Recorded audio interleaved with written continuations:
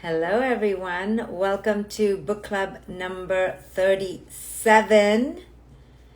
This is number 37 of this book, A Radical Awakening. This is my reader's copy, fully dog-eared. We're talking about a radical awakening and what goes in it. How many of you here are reading the book as we speak? I'm on book club number 37. Hi, everyone. Good to see you all. Come on in. Hi, everyone. So we're going to talk about courage today.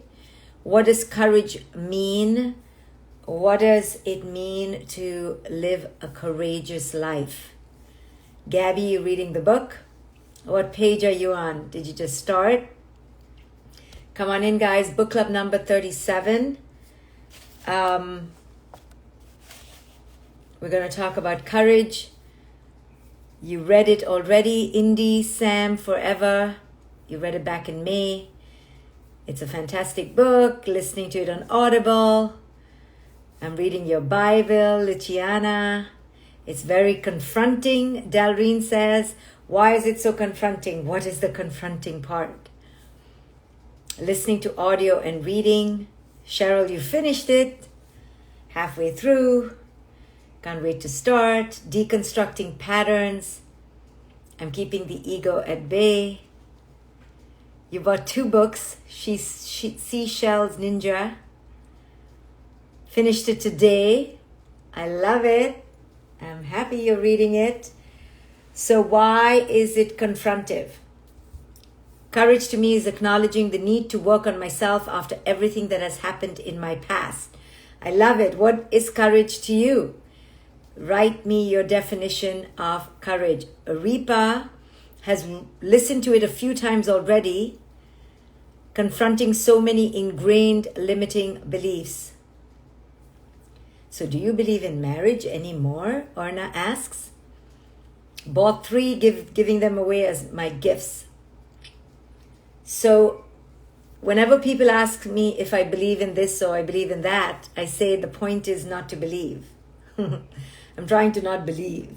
Because when you believe, just by nature of believing, it's an option. So I don't like to believe in options. I just like to know what it is. Marriage is an institution. I talk about it in the book. There's nothing to believe or not to believe. You choose it or you don't choose it. And when you choose it, you should choose it to your greatest self-evolution. You should choose it understanding what you're choosing. So I don't believe in it or not believe in it. I choose not to believe. Courage is being fearful and pushing through anyway. Beautiful. Did I get married again? No, I did not. Do you believe in Jesus Christ? I choose not to believe in anything or anyone except in the isness of the isness. The Buddha said that nirvana is the extinction of beliefs. When you live according to nature, you don't have to believe. You just live in the isness of nature. Beliefs are constructions of mankind in ideology, in self-imposed beliefs, in good or bad, in duality, in limitations.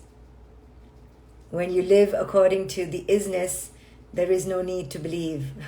Or at least you know that your beliefs are just beliefs. So, where can I get that Buddha portrait behind you? I don't remember where I got it, but it was online. Look for Buddha portraits. You may find it. Truth is my only savior. That's what I believe in now. Right. So when you are in truth, there's nothing to believe. Belief comes because you need to hold on to something that is not in the isness. Right? Do you believe that the sun comes up every day, or that you see the sun every day, or that the sun is a source of heat and light? You don't have to believe it. It just is what it is. So, what you're doing for women is a blessing to all women. Wonderful. Jake Cuesta just bought the book. I love it. Okay, let's talk about courage. What does it mean to live a courageous life. So I've posted this on Instagram lately. I have several videos, go watch them. So courage, yes, Olivia, is remembering who you are and staying connected to self. So many of us believe we are living courageously. Many of us believe, right? Again, the word believe. But we aren't. Because if you're truly living a courageous life, first, you will do no harm to others. You will do no harm to others. Why do I say that? Because to live a courageous life means to live a truly authentic life. To live an authentic life means to live knowing your ego, not getting rid of your ego because you never entirely can. It means to live understanding, befriending your ego. When you understand your ego, you don't inflict it roughshod on others. And when you don't inflict your ego on others, you do no harm. So there are many I have met, and many you have met, that believe that they are authentic and courageous. If you do harm to others, it is your ego. If it's your ego, you're not authentic. If you're not authentic, you're not living a courageous life. To live a courageous life is to have 1000% accountability. Accountability for what? Accountability for your egoic patterns, which means you have to know yourself very deeply, intimately, not through hatred, not through loathing, not through resentment, not through anger, not through disappointment, not through shame, not through guilt. That means you have to radically enter an honest, transparent, and truly self-honoring life where you honor the ego, you honor your rage, you honor your lack, you honor, which means just by honoring, you've integrated because you see it all. It's not to not have. Nobody can not have, okay? The Buddha sat under a tree for I don't know how long to not have. You and I are not sitting under any tree anytime soon. So we're going to have.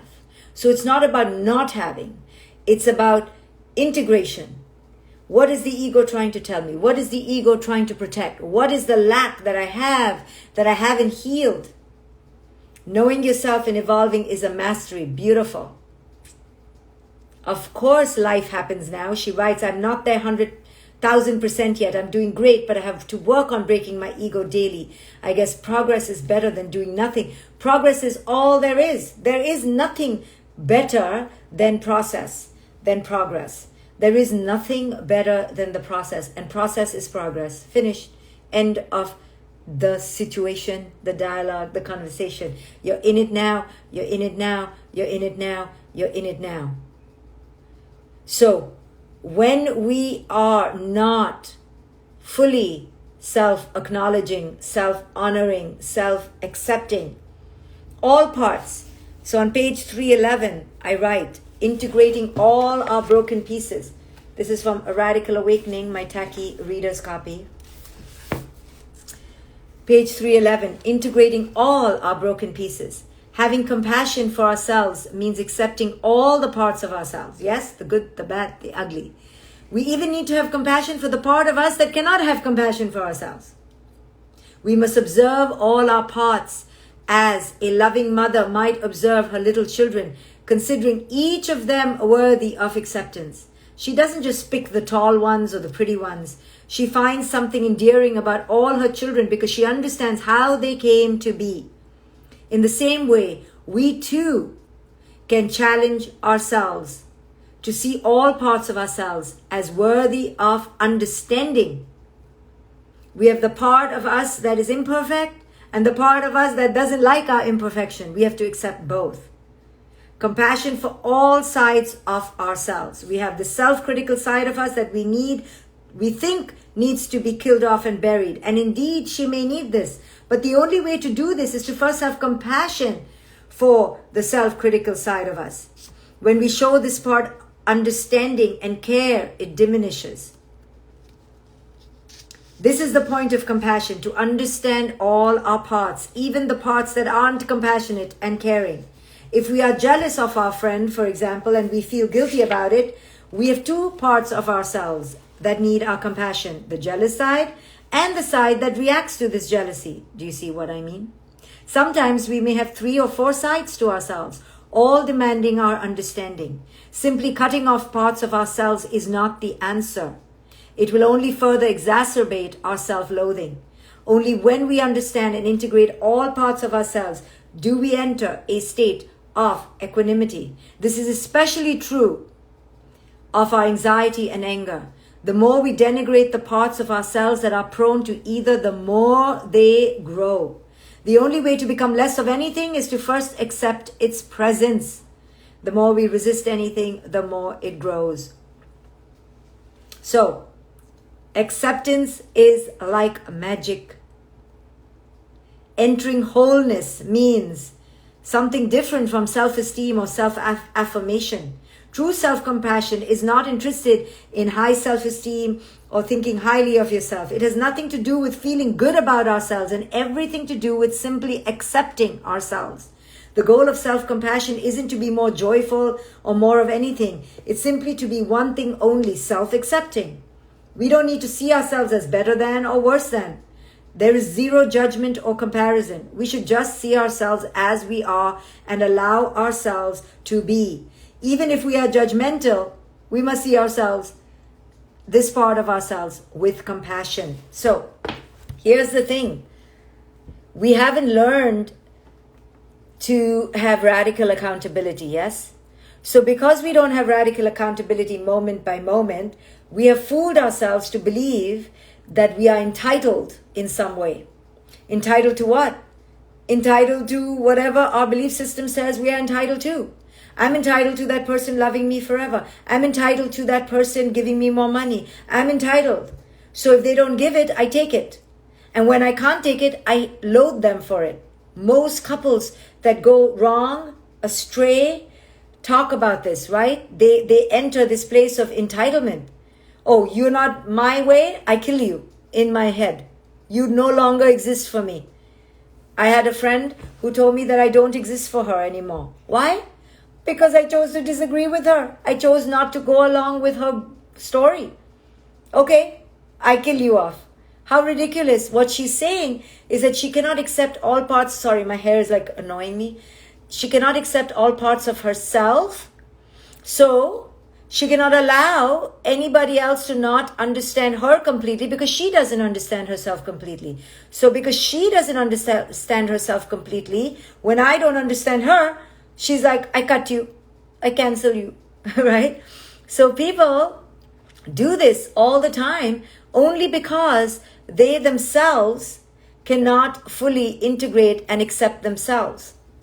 So it's not our role actually to be honest. When I was being honest with this person, I was just telling them what they were putting out in the world to me, but they could not accept it. No problem.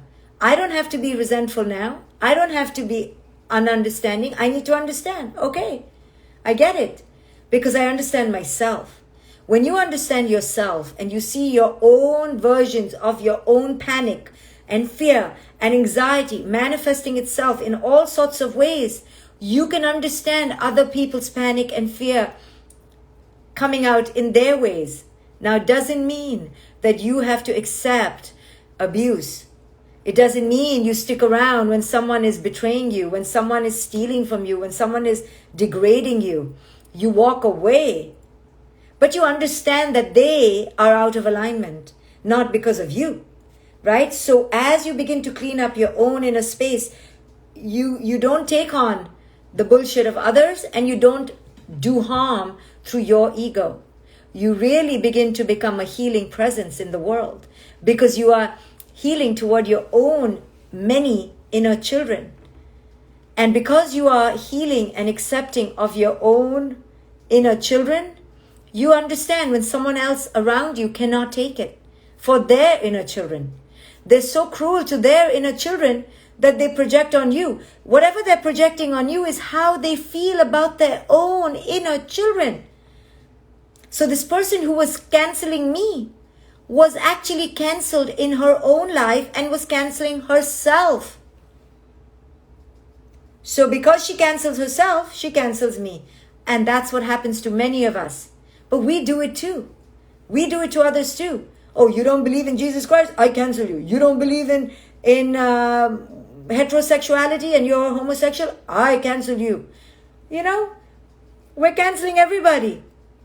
And even the New Age liberals, you know, cancel the old conservatives because they don't accept the liberal. No, don't cancel the conservative if the conservative doesn't understand your liberalness, because then you are doing the same thing the conservative is doing to you. If the liberal cancels the conservative, how is it different than the conservative canceling the liberal? So true liberalism, my dear friends, has nothing to do with he, she, they, them, or whether you're gay or you're not, or you wear, you know, all the colors of the rainbow. That's not true liberalism. True liberalism is your own internal freedom to be yourself. If you are truly liberal with your own inner self, you don't need endorsement from the external world, liberal or conservative. And because you are integrated within yourself, you're not looking for the conservative to cancel you so that you can cancel them. That's not how change occurs.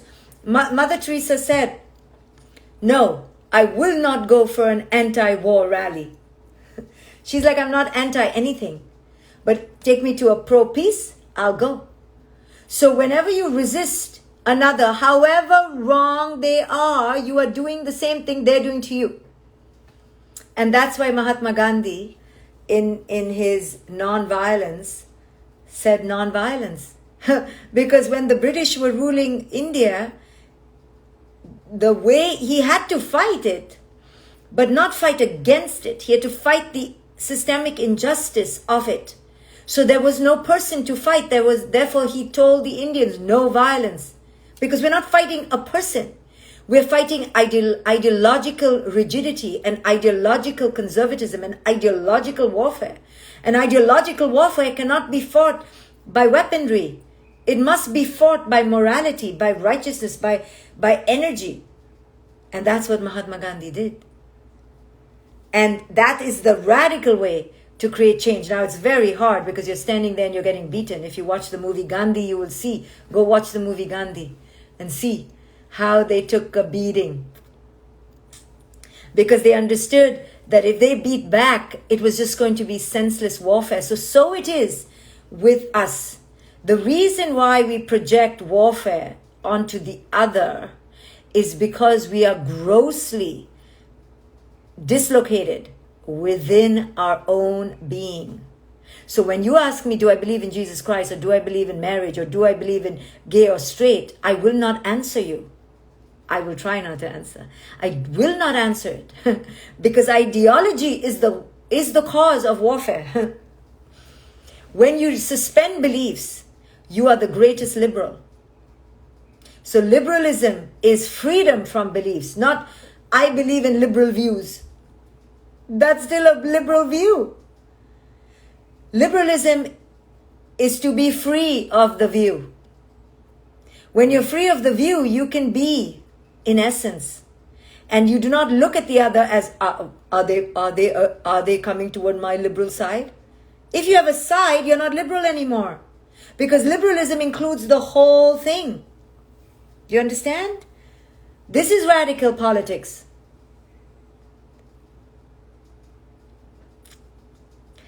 It is beyond duality. That is true wisdom. When you go, okay, what am I fighting? I'm right, I'm right, I'm right.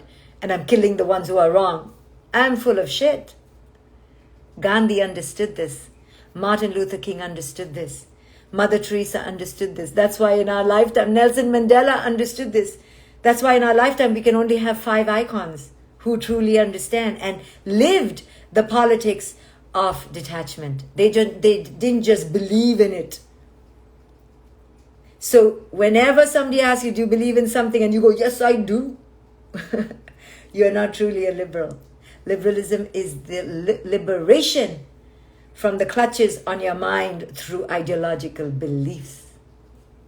So my goal in my life is to get rid of my ideological beliefs, whether to this or to that, to money, to fame, to popularity, to any idea.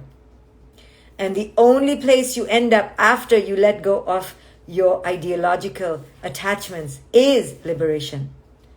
So a true liberal understands there is no side, there is no other, there is nothing to fight against. True liberalism is the extinction of ideological chaos. I'm entitled, how dare they, which side are you on, do you believe what I believe in? That is not liberalism, that is conservatism.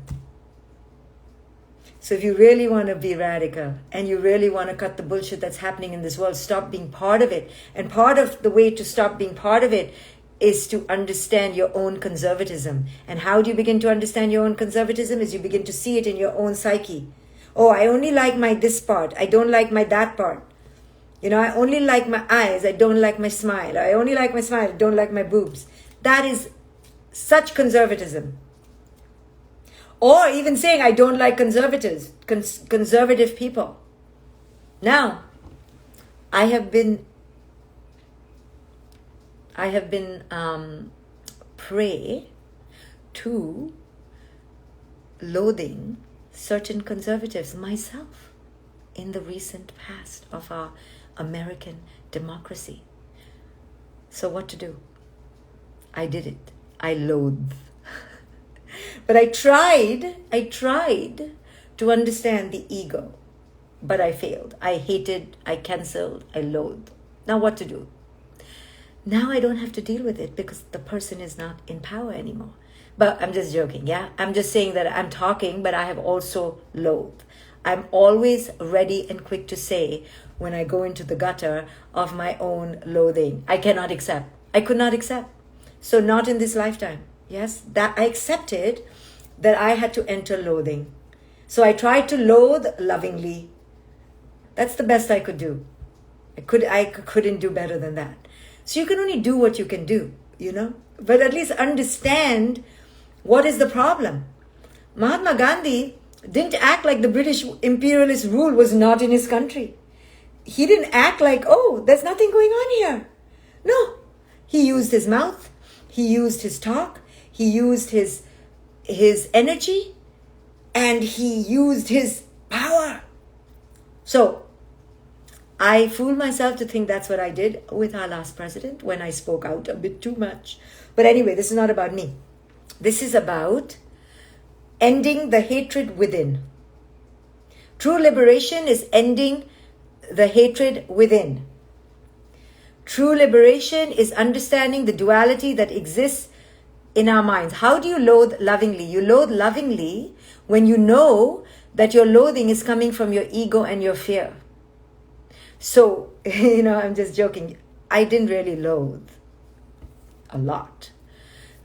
But I knew my loathing was coming from my own panic attacks, my own scarcity. I was not wise enough to rise above. So that's loathing lovingly. And when you do no harm in terms of physical violence, you just try to end the ignorance that is around that person. So Gandhi did not say, oh, British, come walk all over me. No. He stood up and told them, you're wrong. You cannot take away the rights of my people. You cannot have injustice. You cannot have physical domination. But he had no violence against them. And he went to prison, 13 times, waiting for them to peacefully leave. And ultimately, finally, the Indian people got enough inner sovereignty that the British could not control them anymore. But it took 20, 30 years. So, this is about when you have an ideological difference in someone, check your own ego. And then choose the rightest action, the bestest action that is available to you through discernment, through love, through understanding that your ego is activated because their ego is activated. Now, how do I rise above?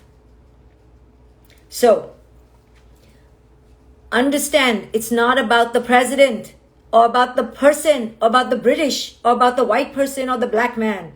It's about the ideological ignorance that exists represented by that person. But you cannot fight ideological ignorance if you yourself are ignorant. So, check yourself first. And part of that checking toward a better culture is about self-integration, is about inner wholeness, is about receiving your own self-reflection for yourself, your own validation for yourself. When you do that, you disintegrate rigid archetypal belief systems and you enter the oneness of all humanity. You enter a oneness consciousness because you've disintegrated the separation within yourself. When you disintegrated the separation within yourself, you don't have separation with the other. You just see others as representations of their own ideological rigidity and ignorance. There is no person you hate anymore. So the people in my life, I don't hate them at all who've hurt me. I fight the ideological ignorance that caused them to act in that way. And how do you stand up to ideological ignorance? You can stay, you can accept, you can leave. But you understand that you're not fighting the human. You're fighting the ideological ignorance. So ideological ignorance comes from attachment of belief systems. So if you yourself are attached to belief systems that they should not treat me this way, you are no different than them. So true liberation is to understand it is the extinction of all conservative separation within yourself.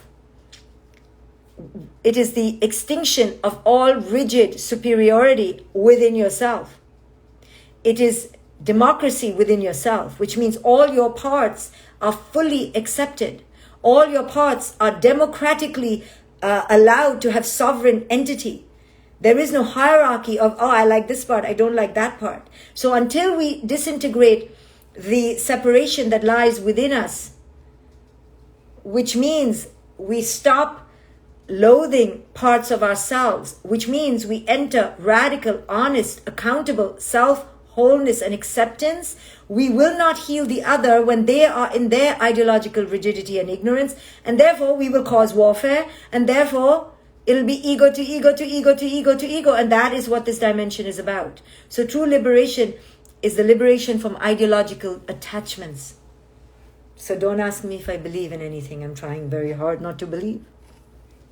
And to accept the isness of the isness of the isness. That's it. So true acceptance of the self is the pathway forward to world peace. Okay?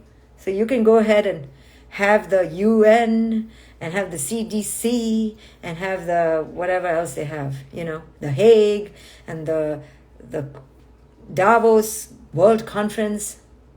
Doesn't matter. Doesn't matter. If you haven't healed your inner wholeness, the broken parts within you, you will keep projecting it onto the other. You will do harm. You can only do no harm when you have your own ego under full awareness and acceptance. You cannot do harm. So, really sit with yourself. Ask yourself, do you truly accept who you are? Do you truly understand who you are? Do you understand where your belief systems have come from? Most of your belief systems are completely constructed by other people's unconsciousness. So, these are hard truths. But as long as you believe, as long as you're rigid, as long as you hold on to me is right and you are wrong, and I'm a liberal and you're a Republican, I'm a Democrat, I'm pretty, you're not, I'm smart, you're not, you're just completely about to engage in warfare. It just hasn't manifested yet. Because you're in warfare here, you're in warfare there. And as long as you're in warfare here, there is coming. When the conditions rise and the trigger comes, warfare comes out.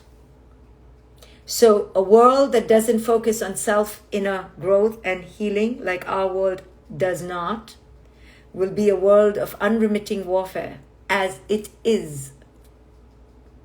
So, all that we're doing out there in terms of progress is an exercise in not only futility, but in utter destruction.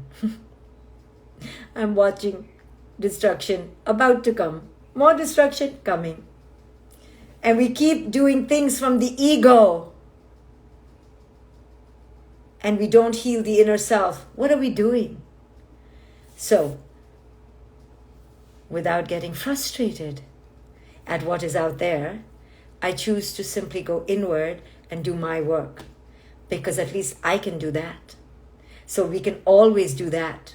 So if you're upset at the ex-husband or the ex-friend or the ex-boss, stop wasting your time. Turn inward. What do I need to learn? How do I need to grow? How do I need to heal? How did I co-create this? And I talk about all this. Yes, Yogi Zen, get the book. In a Radical Awakening. So go grab it, guys. Thank you for listening. I know this turned into a really heavy talk. I don't know what happened to me. I guess I'm just in that mood. So I'll end before I go on and on. But it's really about just, healing the parts of yourself. The reason our earth cries and our children suffer and we suffer is because we live with utter separation and division within ourselves. Within ourselves. Because we've been told we have to believe in certain things, and when those beliefs don't come true, we have an issue with ourselves. If you don't believe, you don't have an issue. You understand?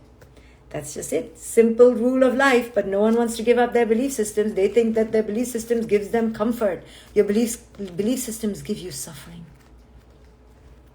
So anyway, I talk about the belief systems that you need to eliminate if you are a woman here in a Radical Awakening. Okay, guys, thank you for joining me. I will see you when I see you. Bye, guys.